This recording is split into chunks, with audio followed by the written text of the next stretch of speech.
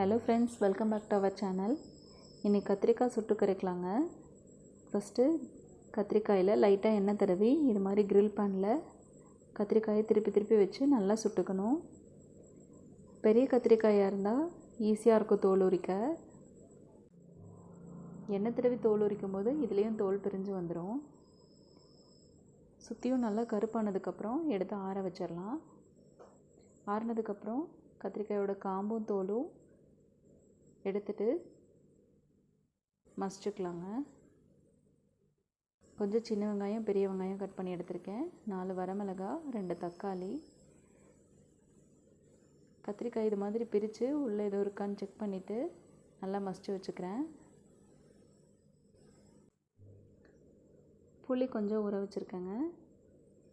எண்ணெய் விட்டு கடுகு, உளுந்தம்பருப்பு, கடலைப்பருப்பு தாளிச்சிட்டு கட் பண்ணி வச்சுருக்க வெங்காயம், வரமிளகாய் எல்லாமே சேர்த்து நல்லா வதக்கிக்கிறேங்க.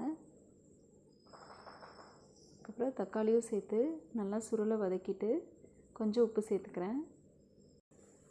மசிச்சு வச்சுருக்க கத்திரிக்காய் சேர்த்துட்டு கொஞ்சம் சீரகத்தை கையில் தேய்ச்சி ஆட் பண்ணிக்கிறேங்க.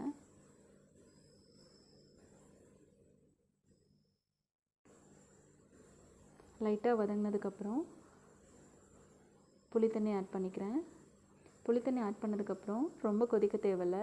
லைட்டாக கொதித்ததும் அடுப்பு ஆஃப் பண்ணிக்கலாம். இந்தளவு கொதிச்சா போதுங்க. நல்லா சூடான சாதத்தோடு வச்சு சாப்பிடும்போது சூப்பராக இருக்கும். நல்லா காரம் புளிப்பாக இருக்கும். கண்டிப்பாக ட்ரை பண்ணி பாருங்கள். தேங்க்யூ ஃபார் வாட்சிங்.